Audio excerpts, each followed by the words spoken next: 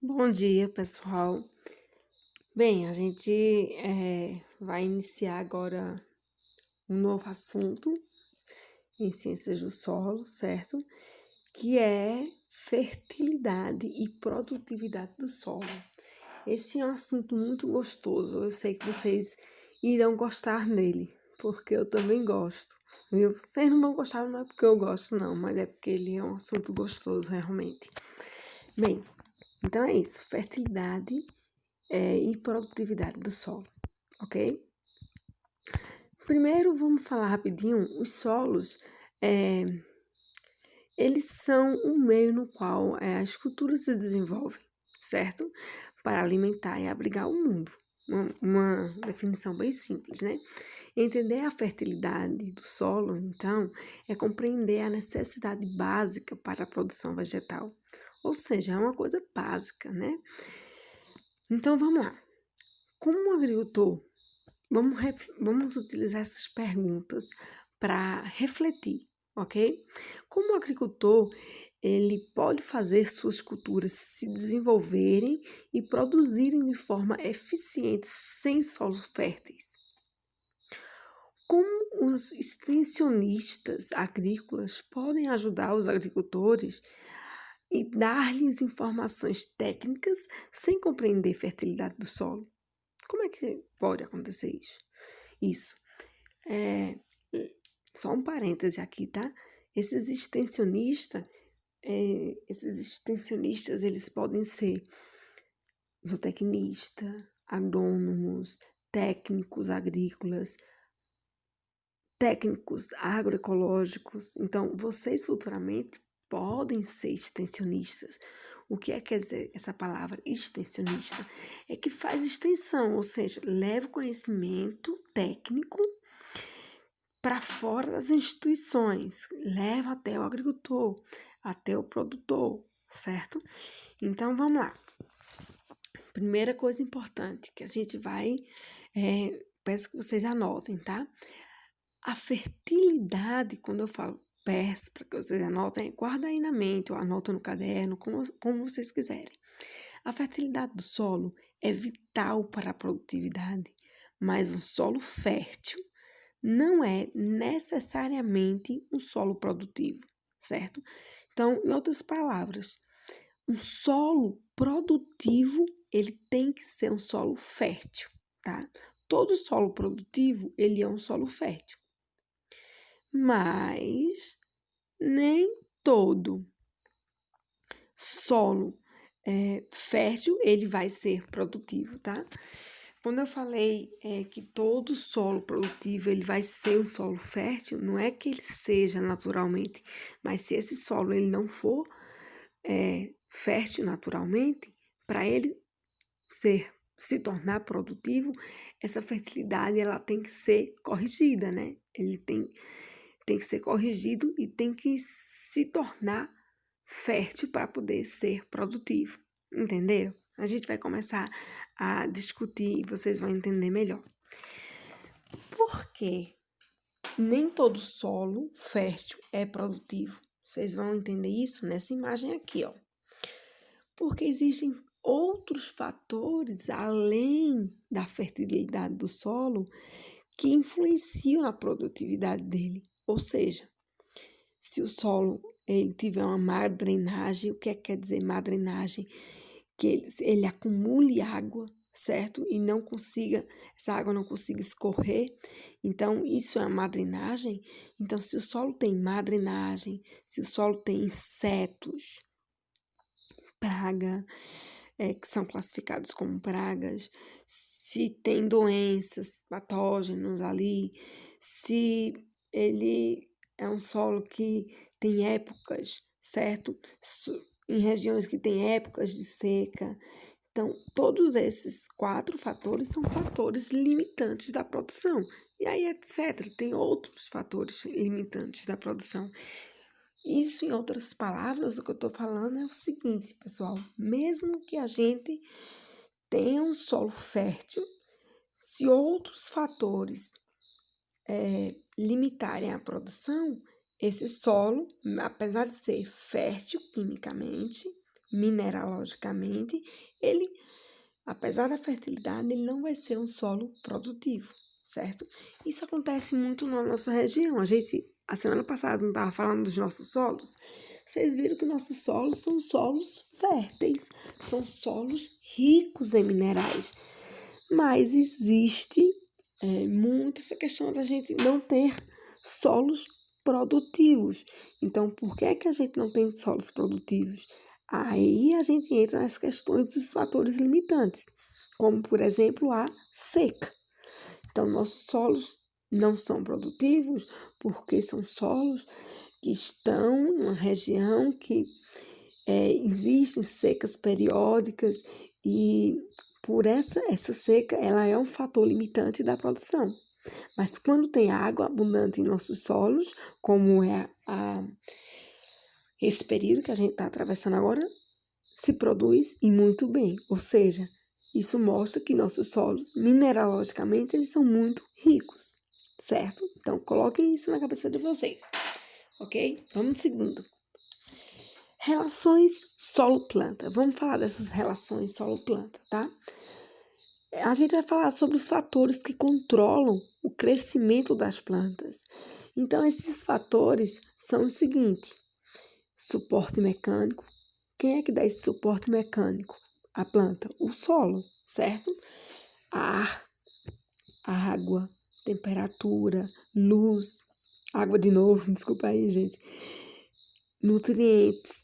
Todos esses fatores, eles estão ligados ao solo, certo? E eles influenciam, eles controlam o crescimento das plantas. Então, a fertilidade do solo faz parte de um sistema dinâmico. Então, aqui eu procurei, achei esse material muito interessante e dar um exemplo para vocês como esse sistema solo-planta, ele é um sistema dinâmico. E a fertilidade faz parte desse sistema dinâmico. Então, a gente vê que solo, que a produtividade, certo? Que a produção da planta, ela depende da água e do ar. E que a água e o ar, eles ocupam os poros do solo, o espaço poroso do solo. Ou seja, fatores que influenciam a disponibilidade hídrica afetam o arejamento. Por quê? Porque a disponibilidade hídrica, a água, ela vai tomando conta dos poros do solo, então isso vai afetar o ar, certo? Ali dos poros do solo. Por quê? À medida, por exemplo, que existe um alagamento do solo, a água vai tomar conta desses poros e vai expulsar o ar, ou seja, afetando o arejamento, que é importante no solo, ok? Continuando, as mudanças no teor de umidade, como a gente estava falando, afetam também a temperatura do solo, certo? Outra questão, a disponibilidade de nutrientes é afetada pelo balanço entre o solo e a água, e a temperatura também, certo? Então, o que eu estou querendo mostrar a vocês com essas informações, que os fatores, eles estão interligados entre si, é um sistema dinâmico, tá certo? Eles estão interligados, eles influenciam uns aos outros e influenciam assim a fertilidade do solo. Então, anotem mais essa informação aqui, ó. Os nutrientes são constantemente exportados do solo, certo? O que é que essa frase está querendo dizer? Porque os nutrientes são constantemente exportados do solo. Pensem, a gente produz o que nos solos da gente? Direto ou indiretamente? A gente produz animais, né? E produz plantas, que os animais não comem, né? Ali do solo, as plantas não se alimentam das forrageiras. Então, quando a gente comercializa os nossos produtos vegetais ou animais, a gente está exportando, está colocando para fora da nossa propriedade, do nosso solo, os nutrientes. Por quê? Porque as plantas para crescer, por exemplo, para produzir milho, para produzir feijão. Esse milho, esse feijão está tirando do solo os nutrientes para produzir um boi gordo. Esse boi estava se alimentando o tempo todo de plantas ali do solo. Então, ele se nutriu dos nutrientes do solo. Então, quando esses produtos saem da propriedade, eles exportam, certo? Os nutrientes, exportam os nutrientes do solo da nossa propriedade. Isso quer dizer que no sistema agrícola, na verdade, a gente tem um sistema aberto, tá? Ou seja, não é um sistema fechado, um sistema cíclico, na verdade, como deveria ser. É um sistema aberto, ou seja, que os nutrientes vão saindo da nossa propriedade, vão sendo exportados. E aí, para não ter problema com fertilidade, a gente tem que fazer o quê? A gente tem que devolver esses nutrientes ao nosso solo. Como é que a gente faz isso? Através da adubação, certo? Seja ela de qualquer forma que seja feita. Seja ela, tô falando no geral, né? Como é que é feita a adubação? Ela pode ser feita com... Sempre que a gente fala em nutriente, então a gente está falando de química, certo? Então a adubação, ela sempre é uma adubação química. Só que essa adubação química, ela pode ser industrial, certo? Ou uma adubação orgânica, certo? Ambas vão ser químicas.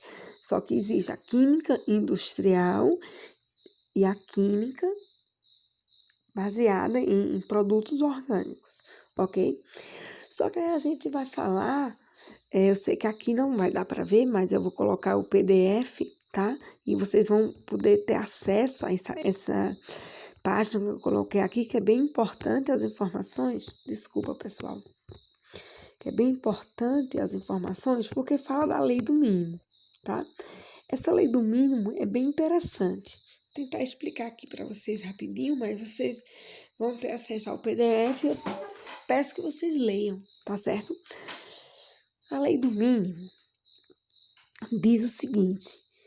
Tá vendo essa imagem do barril aqui? Cada nome dessas tabuazinhas que formam o barril é um nutriente, tá certo? Por exemplo, eu vou ler aqui alguns para vocês. Tem ferro, cobre, cálcio, magnésio, zinco. Tem outros nutrientes. Aí veja só. O tamanho da tabuazinha é a disponibilidade do nutriente no solo, tá certo? Então, eu quero que vocês prestem atenção para o seguinte.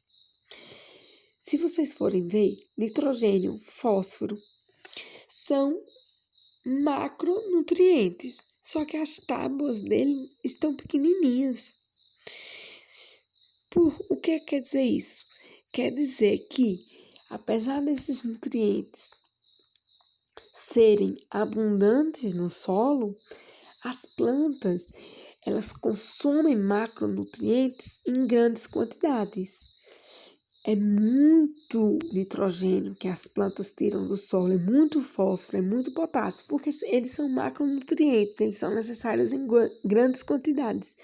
Ou seja, as limitações no crescimento da planta sempre começam com os macronutrientes, tá certo? Sempre. As limitações, via de regra, elas sempre ocorrem com os macronutrientes. Ah, professora, mas os macronutrientes não são muito abundantes?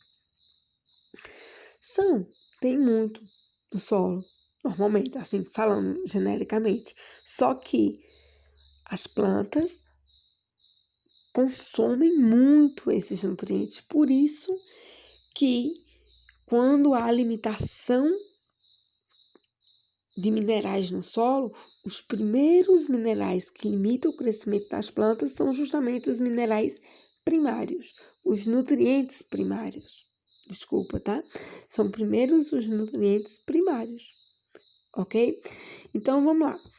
Vê, vocês, só terminando esse exemplo aqui, vocês veem que os secundários, como magnésio, os nutrientes, os micronutrientes, tem pouquinho no solo, só que as plantas precisam desses micronutrientes uma quantidade tão pequenininha que eles não são limitantes para o crescimento vegetal, entenderam? Então, dei uma lidinha depois do material que eu passei para vocês, nessa parte que fala dos nutrientes, que é bem importante e bem interessante. Agora eu vou me concentrar nessa parte que eu deixei aqui em vermelho para explicar para vocês o seguinte. Os nutrientes, tá? Eles são, deixa eu ver se tem, aqui tem. Ó, eles são no número de 16 nutrientes, tá certo? Nessa figura dá para ver, ó. Tá? Nessa figura dá para ver todos os 16 nutrientes. Se vocês procurarem, tem todos os 16 aí. Desses 16, 3 que são o carbono, o oxigênio e o hidrogênio, eles são obtidos através do ar atmosférico, tá certo? Através da reação de fotossíntese, ok? E vou até, na próxima aula, eu vou colocar e falar da reação de fotossíntese para vocês, tá certo?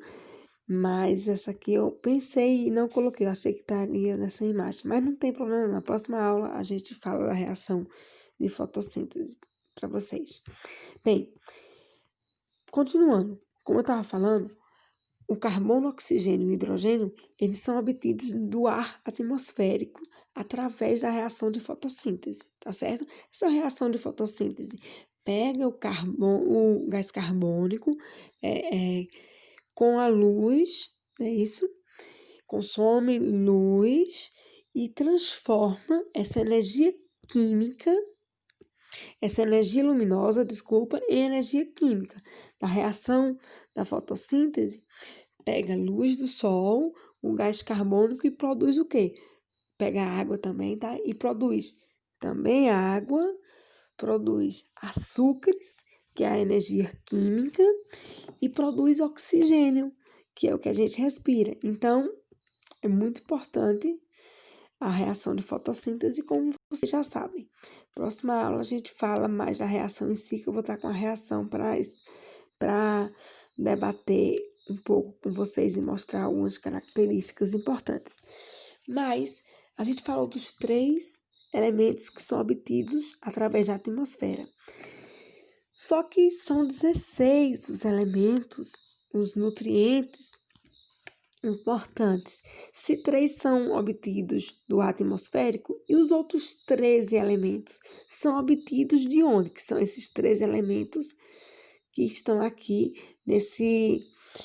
nessa parte destacada em vermelho. Esses outros 13 são obtidos do solo, certo? Esses outros 13 elementos, eles estão no solo.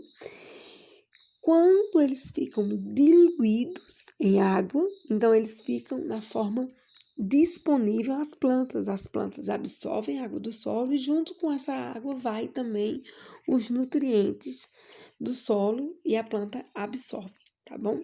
Então, como são classificados esses 13 elementos, esses 13 nutrientes? 3 nutrientes são classificados como primários, que são aqueles que as plantas necessitam em grandes quantidades. Quem são eles? Nitrogênio, fósforo e potássio. Outros 3 são classificados como secundários. Quem são eles? Cálcio, magnésio e enxofre. Cálcio, magnésio e enxofre também são requeridos em grandes quantidades, só que quantidades menores que os nutrientes primários, tá? Já os micronutrientes, que são eles, boro, cloro, cobre, ferro, manganês, molibdênio e zinco, eles são essenciais para as plantas? São essenciais para o ciclo das plantas acontecerem. Eles não podem ter falta de nenhum desses nutrientes. Mesmo eles sendo micronutrientes, eles são essenciais, não podem faltar. A diferença é que eles são necessários em pequenas quantidades, certo? Pequeníssimas quantidades. Fora esse, nós temos alguns outros nutrientes que estão sendo estudados agora, mas que não são muito Ainda não se sabe muito sobre eles, como o vanádio, o molibdênio, sabe-se que... Não, molibdênio não, eu confundi, molibdênio tá aí. Molibdênio já se sabe muito dele, que ele faz parte da constituição, por exemplo, da nitrogenase, ele é muito importante, que é a enzima que fixa o nitrogênio atmosférico. A gente vai estudar isso em fertilidade, certo? Em nutrição vegetal, na verdade. Mas o nutriente que eu confundi com molibdênio é o cádmio, por exemplo. O cádmio não está aqui entre os 13, só que é um micronutriente que está sendo descoberto, ainda está se estudando onde é que ele atua na biologia, né, na fisiologia da planta, certo? Mas, a priori, é isso mesmo. São 16 elementos importantes, 16 nutrientes importantes para as plantas, sendo 3 de origem do ar atmosférico, da fotossíntese, e 13 ali é originado do sol, obtido através do solo, ok? Beleza, pessoal? Bem, nessa figura de baixo, vocês vão poder ver, fala justamente, certo? Da reação de fotossíntese. Eu achei que não tinha colocado aqui. Para não ficar muito extensa essa aula, eu não vou, nessa aula, me deter e explicar, falar muito sobre essa imagem e falar sobre a fotossíntese em si, tá certo?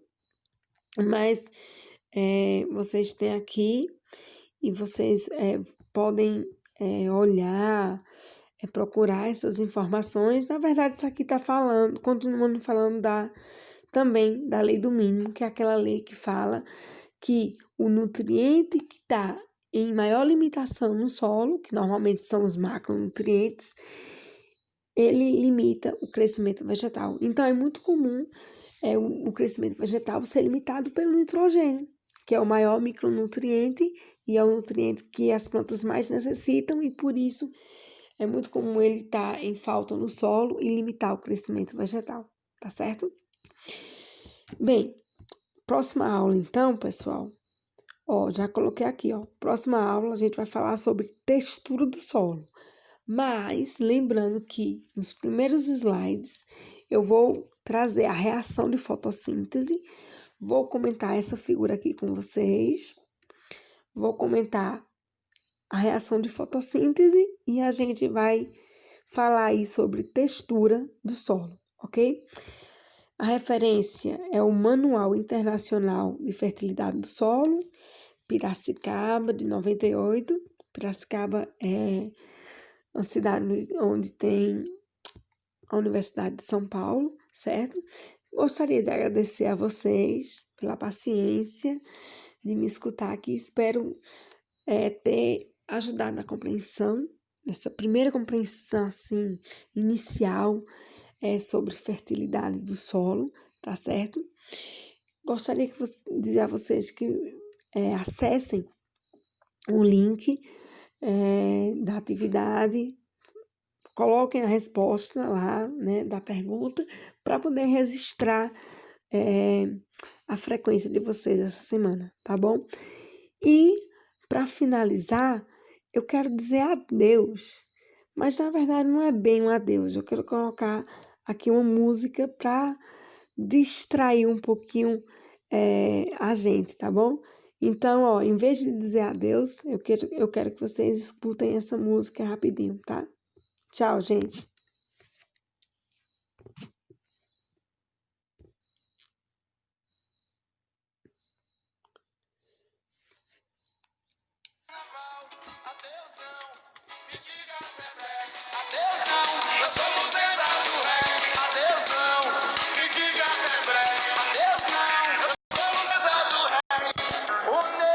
Segura a cabeça com a mão e chora.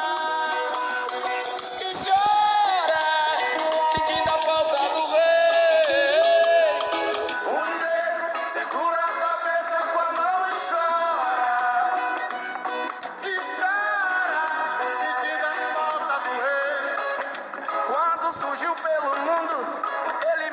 seu brilho de beleza.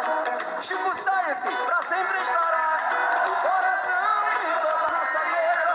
Mas quando Chico Science morreu, foi aquele chororô na Vila Roosevelt. Muzenza trazendo Jamaica, arrebentando aqui na Mangueital. Adeus não, me diga até breve. Adeus não, eu sou Muzenza do rap. Adeus não, me diga até breve. Até breve, pessoal.